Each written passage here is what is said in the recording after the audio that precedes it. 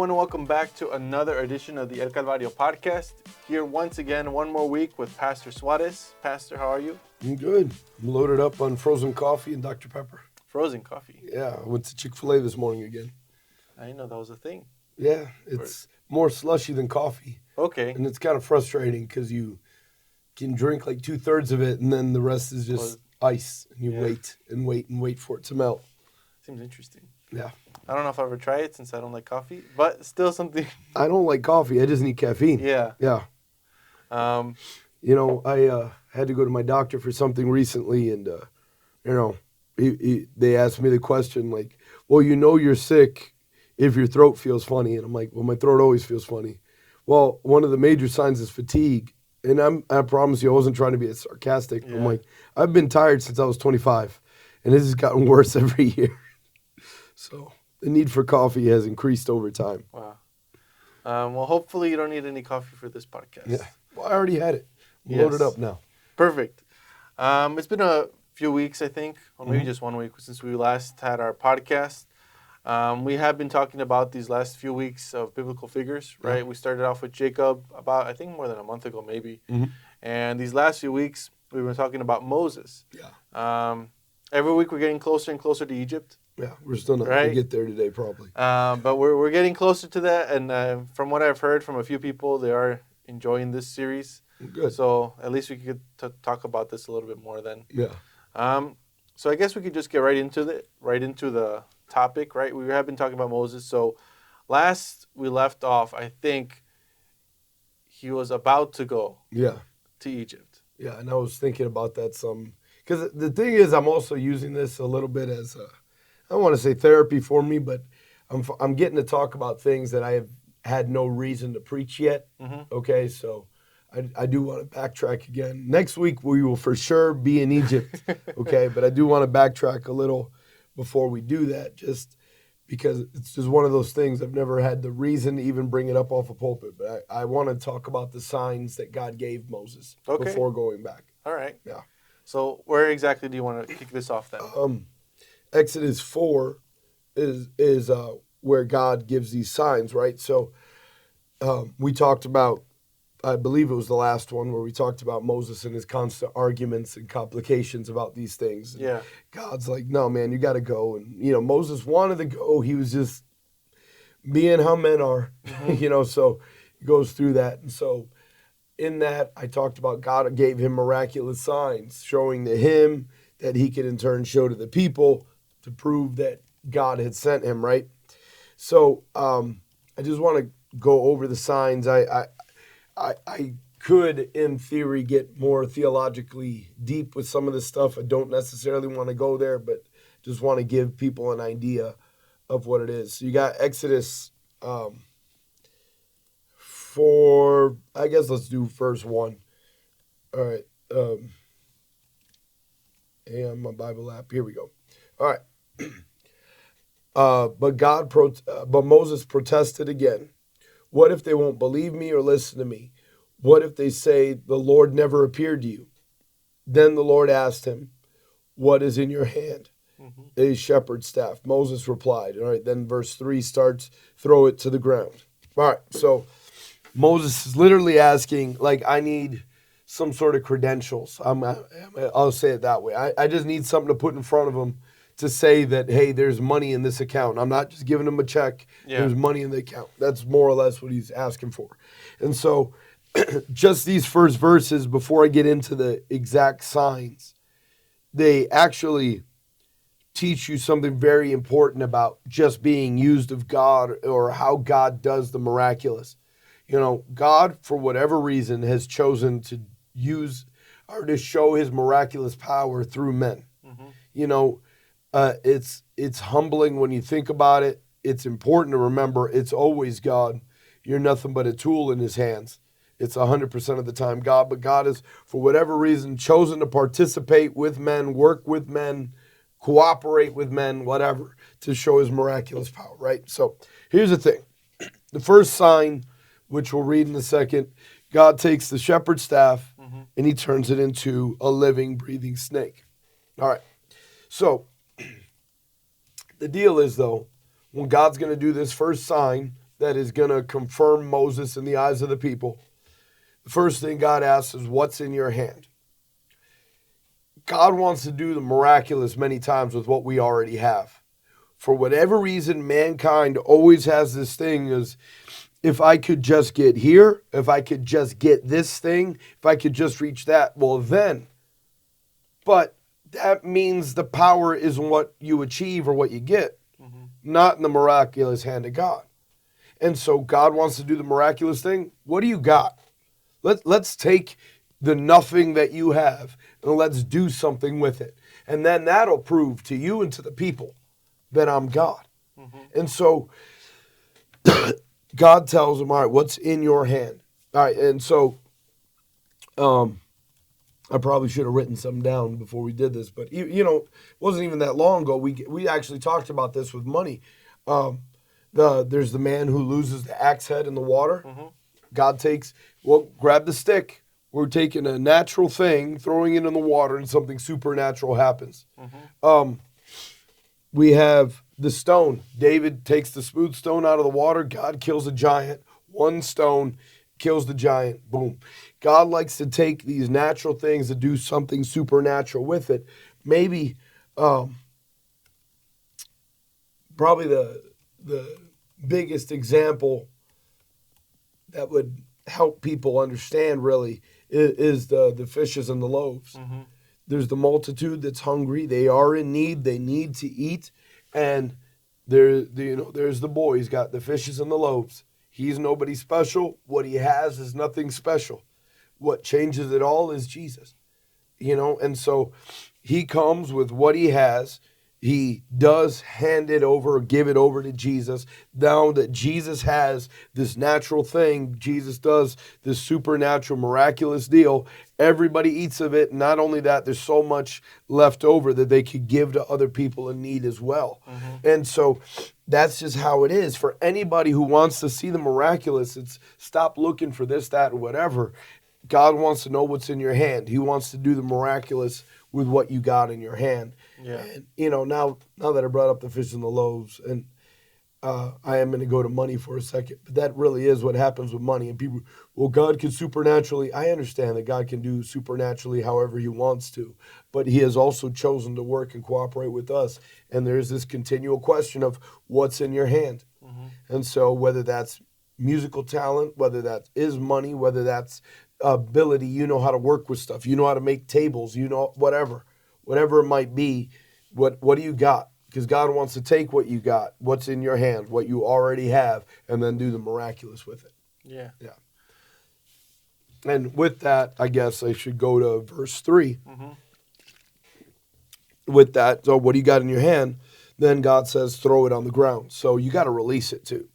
You can't just babysit it. And so that is, again, another part of being used in the miraculous or the supernatural. So yeah, you can't control it. You got to give it up. Yeah, and I think that's something, again, that obviously anyone can relate to, right? Yeah. A lot of times we want to almost like put ourselves into the situation, right? We want to, and it's probably just human nature. We will always want to make it about us, right? Always. So it's something to remember of, it's, and we talk about this, I feel like almost every week. It's not about us. Yeah. Right?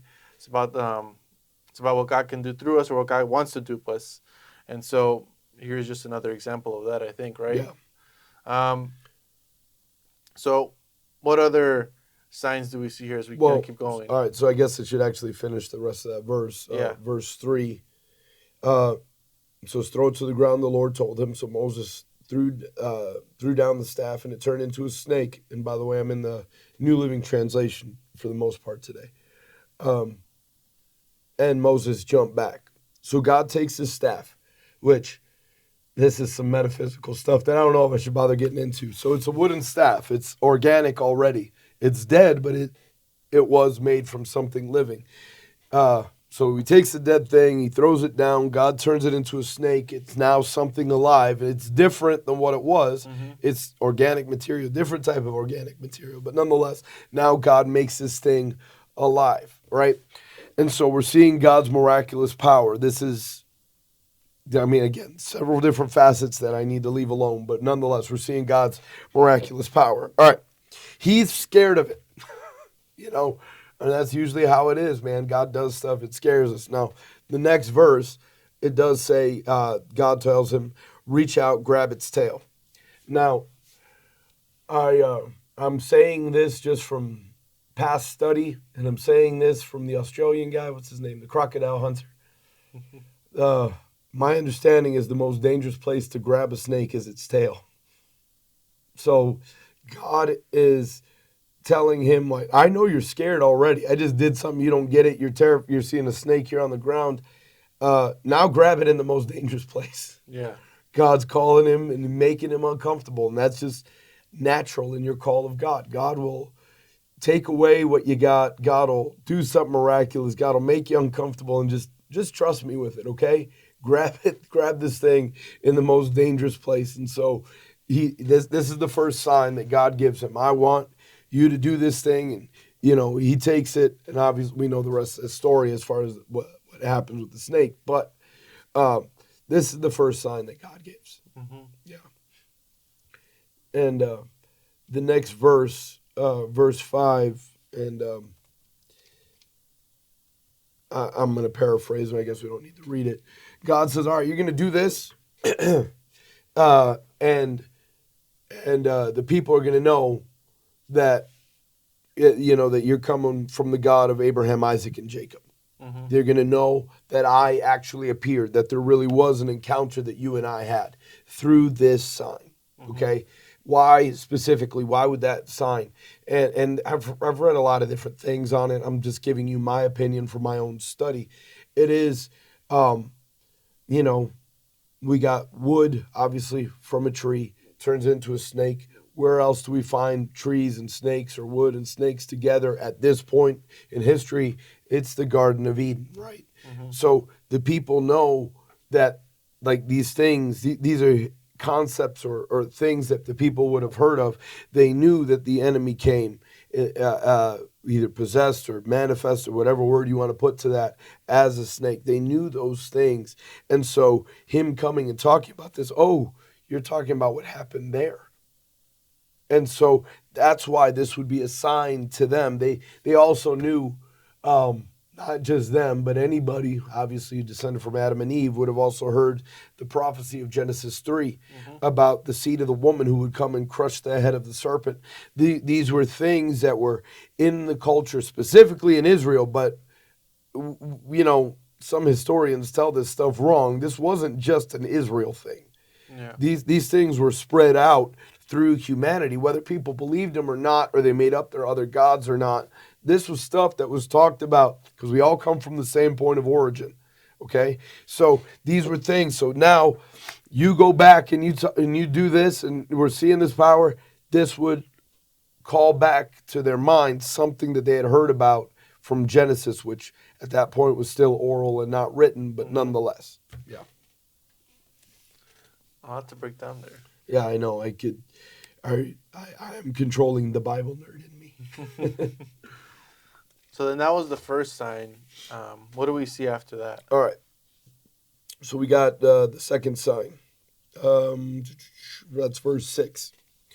And the Lord said to Moses, now put your hand inside your cloak. So Moses put his hand inside his cloak, and when he took it out again, his hand was white as snow with a severe skin disease. That's, again, I'm in the New Living Translation. Mm-hmm. Then he says, now put your hand back into your cloak. And the Lord said, so Moses put his hand back in. And when he took it out again, it was as healthy as the rest of his body. Okay. First miracle doesn't involve Moses in and of himself. Yeah. Okay. What do you got in your hand? Now, what's in your hand, throw it down. Mm-hmm. God does this thing. While it scares Moses, whatever, it doesn't involve Moses in and of himself. Mm-hmm. Okay? Now, this second one, so puts his hand in, comes out. His hand now is sick. There's issue with the hand. Imagine how he felt. Just a second now he's got the plague essentially on himself, right? So he's got that. So now we're seeing something. God's power is not being manifest only on this external thing in my hand. It's being manifested on my very being. Mm-hmm. I'm seeing it in my very own self. Puts the hand back in, comes out. It is made whole again. So again, first miracle. External. Second miracle is now involving him directly, him, his own life, his own experience, his very own being, right? And so, verse 8, the Lord said to Moses, if they do not believe you and are not convinced by the first miraculous sign, they will be convinced by the second sign. Okay, so we're seeing a progression. First, external world, second one involving self. And it was through these things that God says this will convince the people. Now, there is a third sign, which I'll get into in a second, but that is a sign to a nation, and I don't know how much I'll get into that, but nonetheless, okay. It's important to know, because again, these are concepts that these people would have already had in their mind, right? The first sign is this exterior thing, and it involves the serpent. Serpent, their culture, what they know, connected to the enemy, right? Then we got the sickness thing, which, again, especially at this point, these are things that people could not fix themselves. I'm not saying they had no doctors, but it wasn't like what they got later, even years later in the time of David, at the time of Solomon, and then especially in the New Testament. While there was doctors, it wasn't like the same type of deal, and they for sure wouldn't be able to handle leprosy and things, okay? Yeah. So this power now has progressed, and so God says, all right, these two things will prove it to the people. Now, this is what's so important, because the God of the Old Testament is the God of the New. Principles of the old are the principles of the new. And if they're not, then it's not a principle. Okay? So, New Testament. And I'm going to find it right now.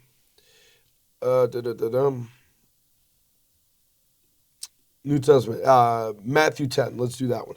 All right. So, Jesus called his 12 disciples together and gave them authority to cast out spirits and to heal every kind of disease and illness. I believe it's also Mark 3 would say the same thing when he calls them. I'm going to look it up right now. All right, yeah, Mark 3 also says he ordained the 12 that they should be with him, that they might send them forth to preach and have power to heal sickness and to cast out devils. Okay, so we're seeing the same thing. So Moses, you got this external thing, you got this other thing that'll affect the very being. This is the same power. This is the same type of thing that was given to the apostles and the disciples in the New Testament. Go preach this truth, and here are the signs that accompany. Here are signs that will prove that it's not just man talking. This isn't a demon. This isn't something else, because this power actually has power over the serpent, or New Testament over the demons. Yeah. This power. This has authority over that. So it didn't come from there. I know we could go sidetrack into the whole thing where they call Jesus Beelzebub, but he brings up the point. No, the prince of demon, the kingdom's not split against itself. Yeah, that doesn't make sense, guys. Then the sickness and disease, like, hey guys, this isn't just about demons and devils and all that. No, this is something that will change your very being. It'll change your life. This is not all these things. So we're seeing the same type of thing given to Moses for him to go then later to preach to the people of Israel. And what's he preaching? Very similar to what we preach in the New Testament. Hey, you're slaves, but there is freedom. Yeah. Hey, here you're bound, but hey, there is a promised land. Same thing we preach to people. You are slaves to sin. You are slaves to your flesh. You are slaves to the enemy. But there is freedom in Jesus, and that freedom in Jesus will take us to the promised land of heaven. That's right. And so these calls to ministry are extremely similar. And it's always, I don't know, I think it was probably 17 when I first found that. And it really did, it's like, oh my goodness, man, because it's God. He's the same all the time. Yeah. Yeah. So then that's the second one. Yeah. Right? And so when you read the story, these are the two that he gives Moses at the moment. These are the two that he is commissioned with. God does bring up there's going to be another sign. Let me go back to Exodus. But we don't see it there. And there's a very good reason we don't see it there. Verse 9. And it shall come to pass. I switched over to King James by accident here, but whatever. And it came to pass, if they will not believe these two signs, neither hearken unto my voice, that thou shalt take the water of the river, and depending on the Bible app and whatever you study, the river, there's a note that this is referring to the Nile. So obviously this isn't happening where he is. Okay. So thou shalt take, so you will do this, and take the water of the river and pour it onto dry land, and that water which thou takest out of the river shall become blood upon the dry land. Okay, so this is the last sign, but it's not a sign that happens there. It's the sign that God says, look, if people still don't believe, we're going to do that one. Okay, so we're seeing God. Obviously this is connected to the plagues. Those first two signs are signs to individuals. You're telling the people whatever. These are signs that 1, like people who are there will see. But when we get to the sign of the water and the blood, that is an undeniable sign to a nation. And anybody traveling through, everybody and anybody connected to the land of Egypt, they won't be able to deny that one. That's not going to be something, Pentecostals always quote the same stuff, man. Like this isn't something done in a corner, No, this is a sign to anybody left who, like the sign of the hand, the sign of the serpent's not enough. Well, we're going to do this thing. And when we do this thing, like this is undeniable, no way to hide it, no way to minimize it. We'll see it through the whole land because, the heart or the center or whatever you would call that, the main artery, I guess, of Egypt is the Nile. And the Nile gets turned to blood. Man, there's no way to deny that the power of God is flowing here. So with that, you get I might be sidetracking too much, but I'm just basing this off just questions I've gotten in the past. Why blood? Well, blood in the Bible has different applications. Obviously, number one, need the shedding of blood for the remission of sin, right? We know that blood was shed, again, going back to the remission of sin, but in the garden, man sins, animal slain, skin of the animal used to cover the nakedness of Adam and Eve. We know that every contract was always sealed in blood in biblical times. You and I make a contract, we're going to sacrifice an animal. That'll be sealed in blood. We know that marriage, not to be too graphic, marriage was also, as, again, a type of contract, covenant, pact, whatever word you want to put to it, if contract sounds too cold. But that is also supposed to be sealed in blood. Blood shows life. Blood shows death. Blood shows that this thing is serious. Okay? So you get all these things with blood. So why these things? So forgive me, and I guess, because I wasn't going to go there today, but we'll talk about this, I guess, next week a little bit more. There's two Egyptian gods who are directly associated to the Nile. I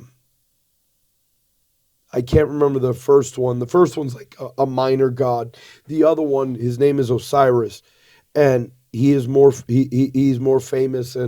And again, so my verbiage might be off. I'll double check it next week before we talk. But Osiris was like somewhat of the god of the dead. Okay, so he there was that type of thing. Now, what's funny, I don't know, because he was also associated with fertility and things like the harvest. And so again, he's associated directly with the Nile, which is the life of Egypt, the harvest, all that stuff. And so first thing we're going to do when we get into Egypt, this Nile that everybody's had their hope in and believe are associated with those gods, no, we're going to go in there and show the power of the great I am over that. There is one God who has the power over life and death. Yeah. There is one God who has the power over fertility or over the harvest. There's one. You all have depended on this river all this time. I'm going to show you that it was never about the river. And so that last sign that God promises to give when he gets to Egypt, that one is so I just read the Bible, I guess, a little bit different from others. And I promise if I could, if there was a way to do it, I would free everybody of the liberal, hippie, sissy Jesus that so many people preach. Because, man, God really does come in there and just throws down the gauntlet. Mm-hmm. You know what I mean? He could have gone with other plagues, which we'll talk more about plagues. He could have done something else. But we start with the blood for a reason. There's a reason this is brought up directly. We're going to start here with this blood stuff because the blood was like, nah, man, you don't talk to me about there's another God who gives life or has death or gives fertility. No. God is the great I am at this point. The great I am is the end all and be all. And he's just like coming in like, no, man, I'm going to show it. We're not going to hide it. We're not going to deny it. I'm not going to be gentle with you to ease you into this thing. The land of Egypt will know that I and I alone am God. Yeah. And that is that third sign. That's a lot. Yeah, I know. and I'm holding myself back, but because this stuff has so many connections through the Bible, and this is what hits the Bible nerd in me. Mm-hmm. Yeah. And I guess it just goes to show just how much or how connected the word is with each other, mm-hmm. right? How, again, things written hundreds of years apart still connect with one another. Yep. It's always something kind of inspiring and awesome to see, right? But I think with that, I don't know what time we started. I'm sure we hit our time already. Yeah. With that, I think we'll wrap things up unless you had one last thing here with us. We'll be in Egypt next time. We'll actually get into the plagues. Yes. So we finally made it to Egypt, and then we'll see how long we take in Egypt before we get out of Egypt. Yeah. There's still a lot to cover with Moses. I know. We haven't even gotten... Yeah. It's okay, though. I think this will give a good, in-depth look into... that part of the Bible and just like I said, man, this is all the stuff that I've never had a reason to preach or other than breeze by it, stuff I've never had the opportunity to get into. Yeah, so if you wanted an in-depth look into a lot of this stuff, I think that's kind of where this whole series is turning into, which I think is good. It's interesting. So with that being said, join us next week as we finally talk about Egypt and a little bit more about that part of Moses' story. Mm-hmm. But until then, continue to like, share, subscribe, and hope you have a good day.